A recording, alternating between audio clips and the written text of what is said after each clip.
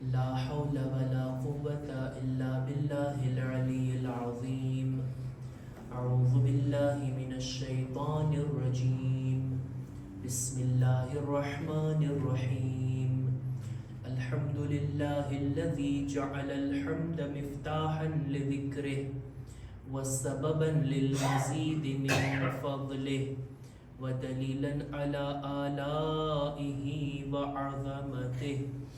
ثم الصلاة والسلام والتحية والإكرام على خير خلقه وأفضل بريته حافظ سره ومبلغ رسالاته الذي سمي في السماء بأحمد وفي الأرض بأبي القاسم محمد. اللهم صل على محمد وآل محمد وعلى أهل بيته الطيبين الطاهرين المعصومين المظلومين ولعنة الله على أعدائهم أجمعين. أما بعد فقد قال الله سبحانه وتعالى في كتابه الكريم: بسم الله الرحمن الرحيم. لا تحرك به لسانك لتعجل به إن علينا جمعه وقرآنه فإذا قرأناه فاتبع قرآنه ثم إن علينا بيانه. सलवात पर मोहम्मद वाली मोहम्मद. اللهم صل على محمد وآل محمد. શબે જુમા છે, શબે દુઆ, શબે તૌબા અને ઇસ્તિગફારની આ રાત છે. શબે જુમાની આ શબમાં, આ રાતની અંદર જ્યાં આપણે બીજી બધી ઇબાદતો કરતા હોઈએ છીએ, ત્યાં આપણે મજલિસે હુસૈનમાં બેસીને, ફરશે અઝા પર આવીને કુરાન મજીદ અને અહલે બેતની રિવાયતોના આપણે સુફરા ઉપર બેઠીને કંઈ લાભ અને ફાયદો હાસિલ કરતા હોઈએ છીએ. કુરાન મજીદની સૂરે કયામતની અમુક આયતોની મેં તમારી સમક્ષ તિલાવત કરી. આપ લોકોને શાયદ ધ્યાનમાં હોય કે શબે જુમાની અંદર આપણે સામાન્ય રીતે મજલિસોમાં કુરાન મજીદની આયતોની તફસીર બયાન કરતા હતા અને સૂરે કયામત કુરાન મજીદનો 75મા નંબરનો સૂરો, એની આપણે શરૂઆત કર્યા હતા. 6 મજલિસો, 6 શબે જુમા આપણે એની ચર્ચા કર્યા અને સૂરે કયામતની 15 આયતોની તફસીર તમારા સુધી પહોંચાડી દીધા. દરમિયાનમાં એવું બનતું કે શબે જુમાના કોઈ શહાદત આવી જાય, કોઈ વિલાદત આવી જાય તો દેખીતી વાત છે આપણે એ ટોપિક ઉપર ચર્ચા કરતા. નહીતર સામાન્ય શબે જુમા હોય તો આપણે સૂરે કયામતની તફસીરની ચર્ચાને જારી રાખતા. આટલી મુનાસિબતો આવી ગઈ, અશરે મુહર્રમ આવી ગયો અને આજે હું ચાહું છું કે આ સિલસિલાને આગળ વધારું. જે લોકોને આગલી મજલિસો જોવી હોય તો મારી યુટ્યુબમાં જે જોતા હોય પ્લેલિસ્ટમાં મળી શકે. આ મજલિસના ડિસ્ક્રિપ્શનમાં પણ આપણે રાખશું કે જેથી લોકો આગલી મજલિસોને જોઈ શકે અને સિલસિલાને જોડી શકે. સૂરે કયામત કુરાન મજીદનો 75મા નંબરનો સૂરો કે જેની અંદર કયામતના બારામાં ખુદાવંદ આલમે જાણકારી આપણને આપી છે કે કયામતના દિવસે શું થશે. કયામતના અકીદા રાખવાથી, કયામત ઉપર ઈમાન રાખવાથી ઇન્સાન કેવી રીતના સરખી રીતના જિંદગી જીવી શકે, આ બધી વાતોને આપણે આ ગુઝિશ્તા મજલિસોમાં બયાન કર્યા. કુરાન મજીદના આ 75મા સૂરાની 15 આયતોને બયાન કરી. 16, 17, 18 અને 19 4 આયતોની તફસીરને આજે તમારી સમક્ષ મારે રજૂ કરવી છે. કુરાન મજીદના આ સૂરાની અંદર સૂરે કયામતમાં પૂરેપૂરી ચર્ચા કયામતના બારામાં જ છે. આખા સૂરાનો ટોપિક અને મૌઝુ કયામતના દિવસના બારામાં છે. પણ દરમિયાનની આ 4 આયતોને ખુદા અલગ ટોપિક ઉપર બયાન કરે છે. મૌઝુ બદલી જાય છે, વાત કંઈક બીજી બયાન કરે છે આ આયતોની અંદર. જેને આપણે કહેવાય કે ક્યારેક આપણે કોઈ લખાણ લખતા હોય, કોઈ ટોપિક બહારની વસ્તુ હોય તો આપણે એને અંતર પારંતેજ લાવીએ, અથવા કંઈ બોલતા હોય આપણે તો એની અંદર મૌઝુ પર ચર્ચા ચાલતી હોય, વચમાં કંઈક બીજું બયાન આવી જાય તો આપણે એને કૌંસમાં લાવતા હોય કે અંતર પારંતેસ, આ મૌઝુ સિવાયની વાત છે. પણ ખુદાવંદે આલમ સૂરે કયામતમાં પણ આવું જ કંઈક બયાન કરે છે. આખી ચર્ચા કયામતના બારામાં છે. દરમિયાનમાં જાણે એમ કે નબી સાથે કંઈક વાત કરે છે, નબીને કંઈક પૈગામ અને સંદેશો આપે છે. અને એ શું હતો એ આયતને અત્યારે રજૂ કરું છું. ખુદાવંદે આલમ જ્યારે જિબ્રીલ મારફત રસૂલે ખુદા ઉપર વહી નાઝિલ કરતો ને, રસૂલે ખુદાને એટલો શોખ હતો કે આ વહીના પૈગામને મેળવે અને ઝડપથી લોકો સુધી પહોંચાડી દે. એટલે જિબ્રીલ જેમ જેમ પૈગામને પહોંચાડતા, રસૂલે ખુદા તરત જ એને રિપીટ કરતા અને ઉતાવળની સાથે લોકો માટે તિલાવત કરી દેતા. ખુદાવંદે આલમ રસૂલે ખુદાના આ કામને જોઈ અને રસૂલને એક ભલામણ કરે છે કે એ રસૂલ, તમે આરામથી વહીના પૈગામને સાંભળી લ્યો, ત્યારબાદ તમે એને લોકો સુધી પહોંચાડો. રસૂલે ખુદાનો એટલો શોખ હતો, કઈ ગલત કામ નથી, ખોટું કામ નથી, પણ ખુદા એક અદબ શીખાડે છે કે એ રસૂલ, તમે ઉતાવળ ના કરો, તમે ઝડપથી આ આયતની તિલાવત કરવાનું શરૂ ના કરી દો, આરામથી આ પૈગામને તમે દરિયાફ્ત કરો અને લોકો સુધી પહોંચાડો. ઘણી વખત હોય ને, કોઈને વધારે શોખ હોય, એની અંદર વાતને રિપીટ કરવા લાગી જાય, બોલવા લાગી જાય. બચ્ચાઓના ક્લાસમાં ઘણી વાર મેં જોયું છે, આપણે કોઈ વસ્તુ લખાવતા હોઈએ, એમને કહીએ કે હું કઈ બોલું છું, તમે લખો. અમુક લોકો એવા હોય કે જેને લખવાનું મન ના થતું હોય, એ આળસ કરશે, 2-3 વખત અમે બોલીએ ત્યારે એક વખત લખશે. અમુક છોકરા એવા હોય કે જે નોર્મલ આપણે બોલાવીએ એટલે એ લખી નાખે. અમુક લોકોને એટલો શોખ હોય ને કે હમણાં બસ બોલે એટલે તરત હું લખી નાખું. જેવા બોલતા છે એ લોકો લખતા હોય, જલ્દી લખતા હોય, લખતા બોલતા પણ હોય. આવી કઈક હાલત કે એને શોખ છે કઈ ચીજને આપણે નોટ કરવામાં કે કઈ ચીજને હાસિલ કરવાનો એને શોખ છે. રસૂલે ખુદાને પણ આવો શોખ હતો કે વહીના પૈગામને જલ્દી લઈ લો અને લોકો સુધી પહોંચાડો. ખુદાવંદે આલમ રસૂલને શાંતિથી, આરામથી આ વહીના પૈગામ સાંભળવાની ભલામણ કરે છે આ આયતની અંદર. હું આયત પઢું અને એનો તર્જુમો કરું. ખુદાવંદે આલમ સૂરે કયામતની 16મી આયતમાં કહે છે, લા તુહર્રિક બિહી લિસાનકા લિતઅજલ બિહ. એ રસૂલ, કુરઆન પઢવામાં ઉતાવળ કરીને તમે તમારા હોઠને હરકત ના આપો. ઇન્ના અલૈના જમઅહુ વ કુરઆના. કુરાન મજીદને જમા કરવું, કુરાનની તિલાવત કરવાની જવાબદારી અમારા ઉપર છે. અમે આરામથી તમારા દિલમાં આખા વહીના પૈગામને જમા પણ કરી દેશું, એની તિલાવત પણ તમારા માટે કરી દેશું. ફઇઝા કરઅનાહુ ફત્તબિ કુરઆના. જ્યારે જિબ્રીલ કુરઆનને તમારી સામે સંભળાવે, તમે બાદમાં એને રિપીટ કરો અને એની તિલાવતને કરો. સુમ્મા ઇન્ના અલૈના બયાના. અને જાણી લો એ રસૂલ, આ કુરાન મજીદની આયતોનું બયાન કરવું, એની આયતોની ચોખવટ કરવી, એની તફસીર બયાન કરવી, એ જવાબદારી પણ અમારી છે. આ રીતના ખુદા ખાતરી આપે છે, એ રસૂલ ઉતાવળ ના કરો, આરામથી તમે આ પૈગામને દરિયાફ્ત કરો અને લોકો સુધી પહોંચાડો. રિવાયતમાં મળે છે કે આ આયતો નાઝિલ થઈ ત્યારબાદ હવે રસૂલે ખુદા જ્યારે પણ જિબ્રીલ આવતા એટલે સુકૂનથી આયતોને સાંભળતા, સાંભળી લીધા બાદ હવે લોકોની સામે તિલાવત કરતા અને લોકોને બયાન કરતા.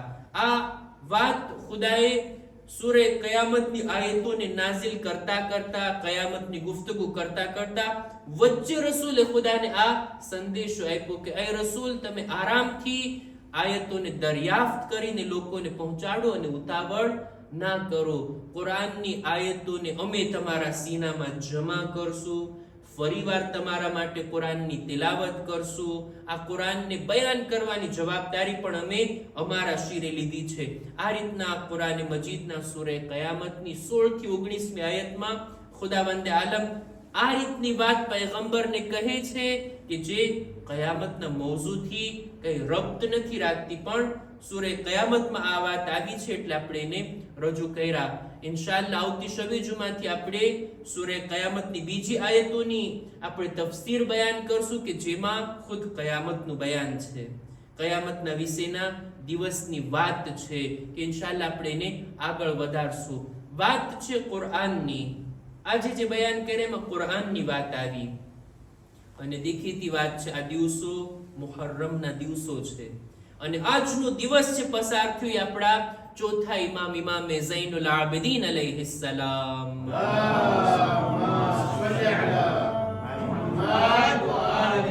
એમની શહાદતનો ગમનાક દિવસ હતો, જેથી હક બને છે કે ચોથા ઇમામનું આપણે બયાન કરીએ, એમનો પણ જિક્ર કરીએ. વાત કુરઆનની છે તો ચોથા ઇમામની જિંદગીમાં કુરાને મજીદની તિલાવત, કુરઆન ઉપર તવજ્જો, કુરઆનની તફસીર બયાન કરવી, આ બધું બહુ વધારે જોવા મળે છે. કેટલી હદે ઇમામ કુરાન મજીદથી લોકોને લાભ પહોંચાડતા. ચોથા ઇમામ એવી સરસ તિલાવત કરતા, એવા સરસ અવાજમાં, એવા મીઠા લહેજામાં ઇમામ કુરાન મજીદની તિલાવત કરતા કે જ્યારે ઇમામ પોતાના ઘરમાં તિલાવત કરતા હોય ને, રસ્તા પર ચાલવા વાળા લોકો ઊભા રહી જતા કે અહીંયા ઇમામના દરવાજા પાસે ઊભા રહીએ જેથી આપણે ઇમામની તિલાવતને સાંભળી શકીએ. બહેતરીન કરાઅત, બહેતરીન તિલાવત કરતા. અને લોકો ખાસ કરીને કારીએ કુરઆન, કુરઆન પડવા વાળા લોકો હંમેશા ઇમામની સાથે સફર કરતા. ઇમામ જ્યારે હજમાં જાય તો લગભગ 1000 જેટલા કુરઆન પડવા વાળા ઇમામની સાથે સાથે જાય કે આપણે ઇમામથી તિલાવતને સાંભળશું, ઇમામથી આપણે કુરાન મજીદની આયતોને સાંભળશું અને એની કરાઅત અને એની તિલાવતને શીખશું. આપણા ચોથા ઇમામ પોતે ફરમાવે છે કુરાન મજીદના બારામાં કે કુરાન મજીદ અલ્લાહનો ઇલ્મી ખજાનો છે અને જ્યારે આ ખજાનાને ખોલવામાં આવે ને ત્યારે હક બને છે એનું કે એની અંદર આપણે નજર નાખીએ, આ ખજાના ઉપર આપણી નજરને દોડાવીએ. ઇમામ એક હદીસની અંદર બયાન કરે છે કે જે કોઈ મક્કાની અંદર આખું કુરાન મજીદ ખત્મ કરે, કુરાનની તિલાવત કરે, જો કે ઝિયારતમાં આપણે જઈએ તો તવાફ કર્યા બાદ, ઝિયારત પડ્યા બાદ પછી વધારે પડતો ટાઈમ આપણો શોપિંગમાં અને બજારમાં ને એમાં પસાર થતો હોય, હોટલમાં સુવામાં અને એમાં પસાર થતો હોય. નહીં, આપણે ગયા છે આ મુકદ્દસ શહેરમાં, ત્યાંની ઇબાદતોથી આપણે લાભ ઉઠાવીએ. ઇમામ કહે છે જે કોઈ મક્કામાં ખત્મે કુરઆન કરીને આખું કુરાન ખત્મ કરે ને, એ મરવા પહેલા રસૂલે ખુદાને અને જન્નતમાં પોતાના જગ્યાને જોઈને પછી આ દુનિયાથી જશે. ઇમામ એક હદીસની અંદર બયાન કરે છે કે જો આખી દુનિયાના લોકો ખતમ થઈ જાય, નાબૂદ થઈ જાય, આખી દુનિયામાં કોઈ ના હોય, હું એકલો હોઉં, મારી સાથે જો કુરઆન છે ને તો પછી મને કોઈ જાતનો ડર કે ખૌફ લાગવાનો નથી. ઇમામ કુરાન મજીદ ઉપર આટલો ભાર મૂકતા, આટલી તાકીદ કરતા. ચોથા ઇમામ જુદી જુદી જગ્યા ઉપર કુરાન મજીદની આયતોની તફસીરને પણ બયાન કરતા. કુરાન મજીદની એક આયત છે ને કે જેની અંદર બયાન થયું છે કે જે કોઈ પણ બની ઇસ્રાઈલની વાત હતી, બની ઇસ્રાઈલની કૌમમાં ખુદાએ એક કૌમને, એક ગિરોહને મનાઈ કરી હતી કે શનિવારના દિવસે તમારે માછલીઓ નહીં પકડવાની. આખી દાસ્તાન છે, શાયદ બયાન કરી છે, નહીં કરી હોય તો ઇન્શાઅલ્લાહ બાદમાં હું બયાન કરીશ. કુરાન મજીદમાં છે બની ઇસ્રાઈલના લોકોના એક ગ્રુપને ખુદાએ મનાઈ કરી કે તમે આમ દિવસોમાં માછલી પકડી શકો, શનિવારના માછલી પકડવાની મનાઈ. આ લોકોએ એવી રીતના પ્લાન બનાવ્યો, એવી રીતના ખુદાની બારગાહમાં ખુદાના હુકમથી બચવા માટે એવો તરીકો બનાવ્યો કે ખુદાની નાફરમાની કરી, માસિયત કરી, ખુદાના હુકમની અવગણના કરી અને શનિવારના માછલીઓ પકડે છે. ખુદાએ આ હુકમની નાફરમાની કરવા બદલ એ લોકો પર એવો અઝાબ નાઝિલ કર્યો કે એ લોકોને મસ્ખ કરી નાખ્યા, એમના ચહેરાને જાનવરો જેવા બનાવી દીધા અને હલાક અને નાબૂદ કરી દીધા. આ આયતને, આ વાક્યાને કુરાન મજીદમાં બયાન કરતા કરતા આપણા ચોથા ઇમામ આગળ બયાન કરે છે કે જો અમુક લોકો બની ઇસરાઈલના અમુક લોકો ખુદાની નાફરમાની કરીને ના પાડી છે દિવસે માછલીઓનો શિકાર કરે છે, તો ખુદા આટલો અઝાબ નાઝિલ કર્યો કે એમના ચહેરાને મસ્ત કરી દીધા. હવે કોઈ ઉમ્મતના લોકો જો રસૂલની ઔલાદને કત્લ કરે તો અલ્લાહની કેટલી મોટી નાફરમાની કહેવાય. ખુદાએ દુનિયામાં તો એ લોકોના ઉપર અઝાબ નાઝિલ નથી કર્યો, એમના ચહેરાને હૈવાન જેવા નથી બનાવ્યા, પણ આખિરતમાં એમના માટે દર્દનાક અઝાબ જરૂર રાખ્યો છે. આ રીતના કુરાન મજીદની આયતોની તફસીરને ઇમામ આ રીતના રજૂ કરતા અને લોકોને સમજાવતા કે જો આ કુરાન મજીદ એની આયતો શું પૈગામ રાખે છે. કુરાન મજીદની એક આયત છે વલકુમ ફિલ કિસાસ હયાતુન. આયતની અંદર ખુદા કિસાસની વાત કરે છે કે ખુદાએ ઇસ્લામમાં કિસાસનો હુકમ રાખ્યો છે. એટલે શું? એટલે કોઈ બે ગુનાહને કત્લ કરે તો એ કાતિલને પણ સજાના રૂપે કત્લ કરવામાં આવશે. આને કહેવાય કિસાસ. ખુદા કહે છે અમે આ હુકમને રાખ્યો શા માટે? જેથી લોકોની જિંદગીઓ બચી જાય, હયાત બચી જાય લોકોની. ભાઈ દેખીતી વાત છે, કાતિલને જો ખબર હોય કે હું જો આને કત્લ કરીશ બદલામાં મને પણ મારવામાં આવશે, એ સજા સાંભળીને આ માણસ ડરી જશે, પોતાને અટકાવશે. સામેવાળાની જાન પણ બચી અને સજાના રૂપે પોતે પણ મરવાથી બચી ગયો. બેના જીવ બચી ગયા ને. અને સમાજની અંદર કેટલા ક્રાઇમ ઓછા થઈ જાય, આવી કડક સજા ખુદાએ રાખી છે, કિસાસનો હુકમ રાખ્યો છે. આ આયતની તફસીર કરતા કરતા આપણા ચોથા ઇમામ કહે છે જો કોઈ માણસ બે ગુનાહને કત્લ કરે તો એની સજા એ છે કે એને કત્લ કરવામાં આવે. પણ હું તમને એક એવો ગુનાહ બતાવું જે કત્લ કરવા કરતાય મોટો છે અને ઈ ગુનાહ કરવા વાળાની સજા કાતિલ કરતાય વધારે છે. ઇમામના સાહેબ કહે છે હા મૌલા બતાવો જોઈએ. ઈ વળી કેવો ગુનાહ જે કત્લ કરતા પણ વધારે મોટો અને કાતિલ કરતા પણ વધારે ઈ ગુનાહ કરવા વાળાની સજા? એટલે ચોથા ઇમામ કહે છે ઈ ગુનાહ ઈ છે કે ઇન્સાન કોઈને રસૂલે ખુદાની નબુવતથી ઈ અકીદાથી ફેરવી દે.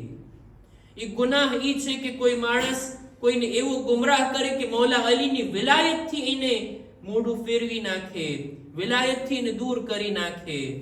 એક સીધો સાદો મુઅમિન જે રસૂલનો કલમો પડતો હતો, જે મૌલા અલીની ઇમામતને માનતો હતો, કોઈ માણસ આવે પોતાના શબ્દો વડે, પોતાની વાત વડે, પોતાની લિખિત કિતાબ વડે, પોતાના કોઈ પણ કામ વડે એને સીધા અકીદાથી હટાવી દઈને ઇમામ કહે છે બહુ મોટો ગુનાહ છે. આ કત્લથી પણ વધારે ગુનાહ છે.